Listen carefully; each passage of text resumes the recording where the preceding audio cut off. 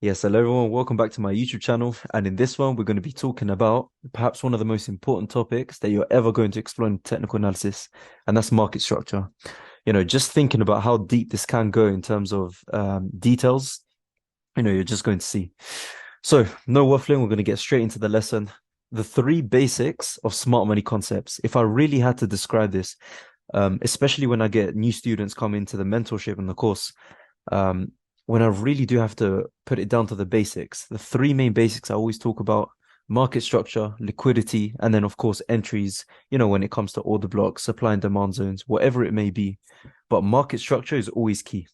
This is the first thing that we always look at when we're getting onto our technical analysis. And that's why if I had to break this all down into three parts again, market structure, we have to understand first of all what type we have at the currently in the market. Second of all, when it comes to change of characters or breaker structures, this is something that I see a lot of students might struggle with. Is this understanding of primary versus secondary structure? And then, of course, at the end, different time frames and how that impacts everything. So yeah, guys, first topic that we're going to look at, the different types of market structures. Now, as we go through this is pretty much going to be, if you were a beginner, this is the type of stuff that you need to understand at first. And of course, it's the real basics of it. We have uptrends, downtrends, and consolidations. Personally, when it comes to my strategy and the way that I do teach everything, uptrends and downtrends is what we usually look for. Consolidations is generally a lot harder to trade. And also when you are in your trades, your take profit zones, you have to be very wise with them. But let's just go through all of it. If I really had to break it down to a beginner, this is how you should be marking up the market: the highs, the lows, and then seeing how that all relates. And of course, in this example, we can see a downtrend. We've got lower highs, lower lows, lower highs, lower lows, and this continues until we see a change of character or some kind of breaker structure. It's pretty much the same type of thing. Again, similar situation with a buy trend as well, or an uptrend. These examples are case studies where it's the perfect example in the market. We're not going to get this every single time. That's why it's a lot more complicated. It's, what I'm teaching, especially in this part right here, is the whole concept of it. And then consolidations as well. You can just see how much of a mess the market can be at that time. When you are looking at all of this, there's no clear bias in the market. New highs are portrayed, new highs, show themselves in the market, then some complete new lows. You're not really sure exactly where you want to go through. I've explored this in some other YouTube videos where I talk about how to actually trade in consolidations, but generally it's what we want to avoid. And yeah, guys, as I am going through all of this, of course, we're going to be hitting a level of detail. But of course, if you really want to be learning in depth, that's pretty much where all my students can sign up. We do have the full technical and fundamental course. Discord is included as well. And yeah, at the moment, we do have a Black Friday deal that's going on, 20% off everything, pretty much up until next week. So depending on when you are seeing this video, definitely look on my Instagram just to see if there's any offers. But yeah, guys, that's pretty much it. Black Friday 20, just use that at the discount. All links are going to be in the description. But let's get straight back to the lesson. So the second topic, primary versus secondary structure. So let's just look at the market. Now, what's expected by all of us is when we're in the downtrend, how can we imagine the market moving? Are we going to be imagining it moving down exactly like this, just free falling completely? Or are we going to be moving in stages? And it's exactly that. Generally, we might only get these moves when there's a massive fundamental bias at that moment. We're going to go through an example at the end as well. I'll just bring up a chart of this Euro USD trade that I got into recently. It's still running. Certain take profits have been taken as well. But we're going to be getting into that. And a lot of this is caused by fundamentals. But generally, what we're going to see in the market is we're going to be seeing waves like this. And how can we identify all of that? So we do have two things that I like to call it: an impulsive leg, and then we've got a correctional leg as well. This is exactly what we'll be seeing in the market. These corrections, they have to be there in the market. We can't constantly see markets free fall like this. It's a lot more controlled than that. So when we're looking at the significance of primary versus secondary structure, when we're going through all of this, let's just say this is the higher time frame. We've identified our highs, our lows, and everything like that. But when it really comes down to it, a lot of this movement right here, we're going to get a lot of corrections as well. So we have to understand the main thing. Let's just look at an example as well. Let's just say, for example, we've reached a higher time frame demand zone. So right here at the bottom, we've reached an order block that potentially we might reverse from. Now, what a lot of guys actually start to struggle with is when can we fully confirm that trade? When do we actually get into the market?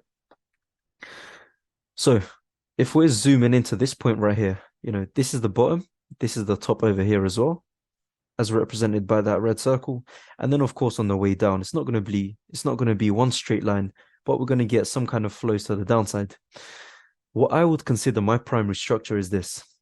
What was the last major up? So this is a downtrend, but what was the last major up move before the impulse downwards? So as you can see, let me just get my annotation tool out. See if it's working. Yeah. So this was the last low that we had, the last correction. This was the last up move before the down move into our higher time frame demand zone. So for me personally, if I was to consider what would be primary versus what would be secondary structure, this one right here would be the primary structure at the high. And then of course, we've got some secondary structure right here. With this type of information, it's very important to understand because when we get on our lower time frames, what I do see a lot of people is they might consider a tiny break above this structure right here to be, very significant, and then price continues further down. And then they question why. It's because of the how valid this structure is. We really are always going to be looking for that primary structure. And then also, you usually consider it primary if we can see it on the higher time frames as well. So let's just say this is the 1 hour chart. And this one over here is the 5-minute chart. What am I going to consider as more significant? In all of this down move right here, I can't see any of these correctional moves back. I can't see any of that. But when we look at the high time frame on the 1 hour, I can clearly see this. This was the last major up move before the down move. And that's exactly why I would love to see a move above there. And then we can start to consider some kind of entry point above there if we're going to get a reversal. This is of course very important when we're looking at change of character trades. And I have one video that clearly that explains this whole concept in a lot of detail. So definitely check that out. That's the one that's called the strong versus weak market structure, primary versus secondary. So definitely check that out as well. Then we move on to our next topic, the understanding of different time frames. And this is very, very important as well. So let's just say we've got this chart right here. We've got AED/JPY on the 2-hour chart. Of course, this is considered as the higher time frame. But before we get into all of that, just one little tip that I want to give to you guys, especially if you are, still in your learning phase as well. One thing that definitely helped me, especially in the beginning, was changing my candles into a line chart. The reason is I feel like it makes it a lot easier to visualize. Let's just have a look. This is the line chart as compared to the candle chart. With the candles, you're getting a lot more detail in all of that. So just to avoid all of the noise that you're seeing in the market, and just to really break down our market structure, this is the way I would do it. Convert to a line chart, and then of course we can see it all like this graphically. So just from all of this, what I've done here, I've pretty much just marked out all the lows and the highs. And this is what you want to be doing on higher time frames. Whenever I'm doing my weekly analysis with my students, I always stay on the higher time frame. So starting, for example, from the 4-hour, then going down to the 1 hour. And typically the 4-hour is where I see all of these highs and the lows. And of course, when it comes to all of my weekly analysis, this is the type of stuff that I always go through with my group. Just looking at certain areas that we can be looking at. And then, of course, getting into entries much later on in the week, just explaining what type of trades that I'm getting into myself as well. It's not loading right now for some reason, but there we go. But yeah, generally, this is the type of stuff that we want to see on the higher time frames. As you can see with AED/JPY, we're currently at this mid-range right now. But generally, we're moving quite bullish with this. A lot of it has had to do with JPY fundamentals. We can talk about that any other time, but for now, we're just focusing on technical analysis. So let's zoom down into this area that we were looking at on the right-hand side. So when we do look at all of that, this is the type of stuff that we want to look at. Generally, we know that on the high time frame, we're moving bullish, right? And let me just get that annotation tool again. These are the impulses that we're seeing. We're seeing this up move, down, up, down again, up, down again. And right now, we're kind of in this mid-range where we're potentially moving higher as well. A lot of this will depend on JPY and what, Bank of Japan and what they do in the following months, in regards to their dovish policies. But that's all to be seen later on. When we're looking at this in more detail, we know that we're looking for buys, but this doesn't mean that we still can't be looking for sells, right? When it comes to all of this, right now, what we're expecting is as soon as how can we actually start to look for positions? It's in this impulse, we can still look for structure on the lower time frame. So on the 4 hour, we're looking for buys, but on the lower time frames, we can still look for sells up until a valid point. And for me personally, if market structure is showing itself as bullish, we shouldn't expect price to go any lower than that last low. So any lower than this area right here, and then potentially that means we're having a change of character. So that means we're going to be still looking for some more sells rather than buys. But anything above here should be respected. That's why up until the discounted area, we can be looking for sells.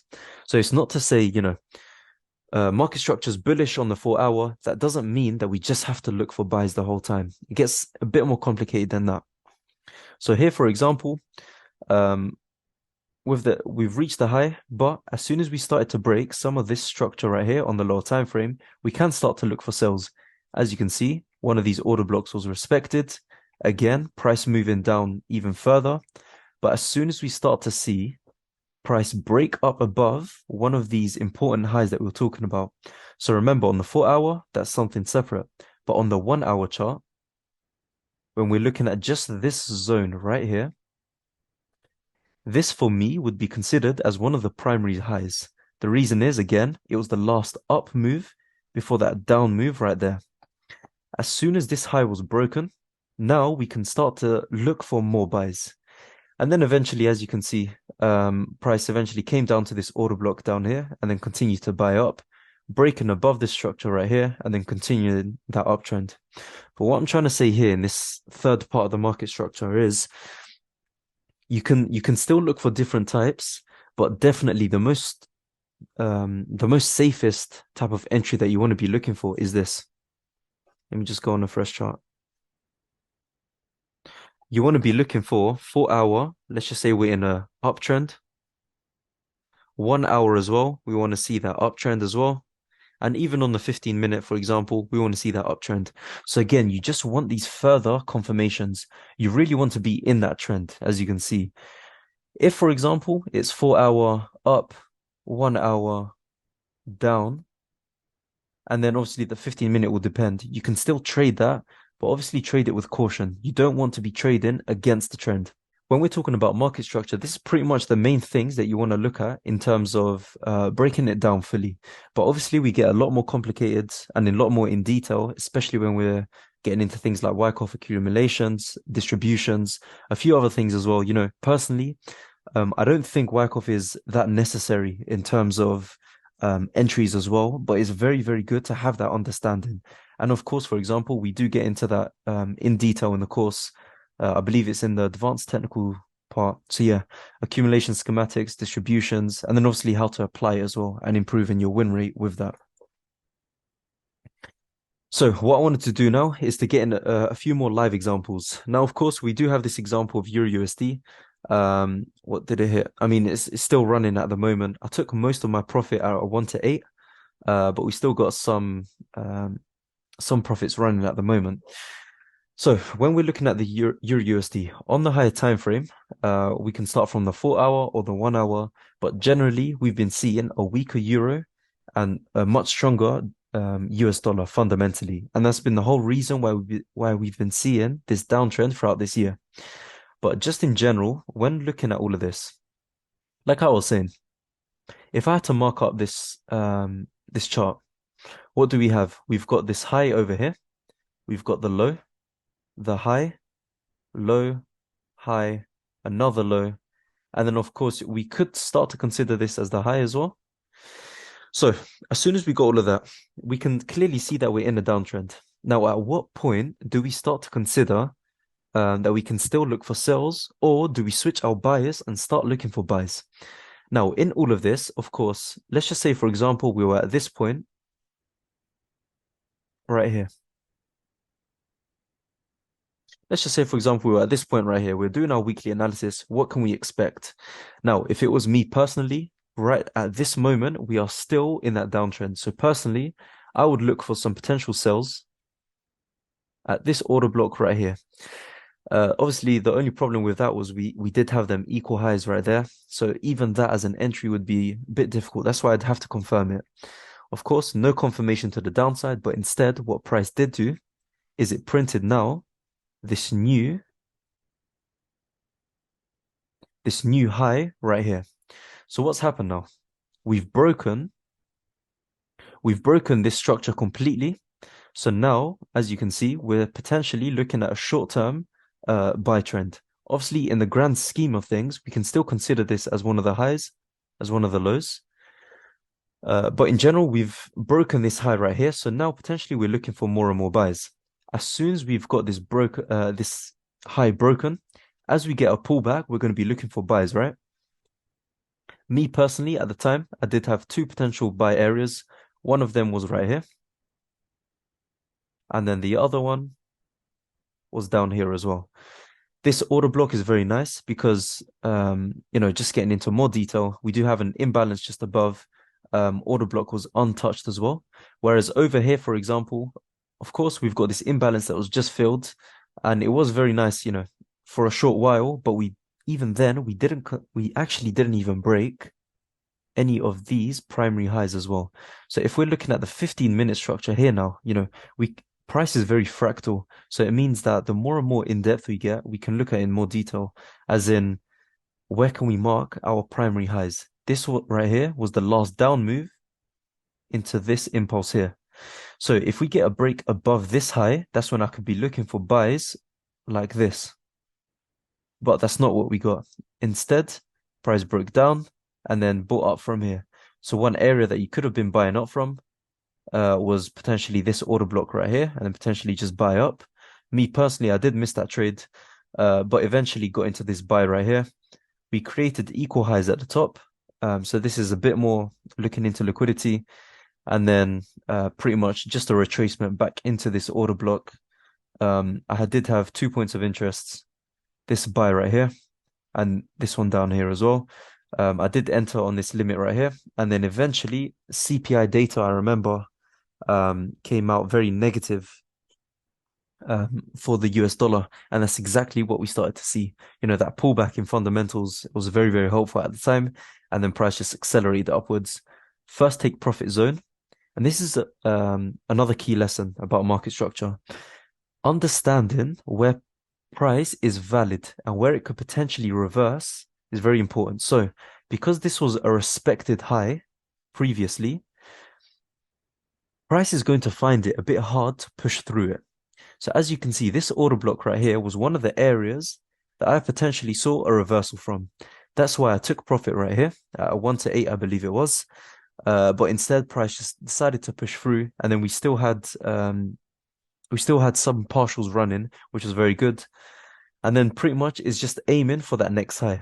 As you can see, guys, we're really starting to have a change of character to the upside. We've broken this high right here, this one right here as well, and then this previous high recently, after taking this equal highs. I'm expecting a bit more consolidation in terms of DXY, from a fundamental basis. But yeah, guys, that's pretty much it when it comes to this lesson. Just to really break market structure down in detail. and how to pretty much apply it into the market and even get into trades like this. But yeah, guys, if you obviously want to look at this all in more detail and everything, all links are going to be in the description for the full fundamental technical course. And then of course Discord access is there as well. But yeah, guys, the Black Friday deal is still on up until next week, depending on when you're watching this. It's going to be 20% off both packages.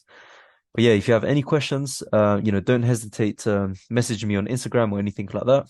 And then, when I do look through all of them, I try my best to message back. But yeah, guys, take care and I'll see you all in the next one.